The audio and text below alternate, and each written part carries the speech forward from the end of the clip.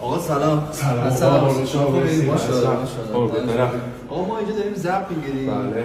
واسه خوندن. شما می‌خونید واسه یه دونه کار بگیرید؟ نفسم گرفته بله. حالا یه ذره نفس شاخشه میاد. دم شما گرم. بفهم. چه کاری برام اجرا می‌کنید؟ یه کار از سیاوش قمیچی آهنگ الکی شد. الکی کدوم بود؟ معروف در آهنگشه من فقط عاشق اینم. من فقط عاشق اینم. حرف قلب تو بدونم. الکی بگم جداشی تو بگی که نمیتونم. دمت گرم. ما الان این کارو میسازیم با هم دیگه گوش کنیم چطوری میشه. اوکی بریم.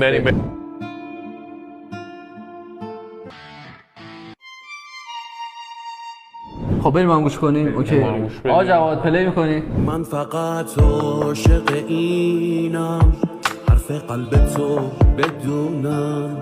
الکی بگم جداشی تو بگی که نمیتونم. من فقط عاشق اینم. بگی از همه بیزاری دو سه روز پیدام نشه تا ببینم چه حالی داری. به افتخار خواننده.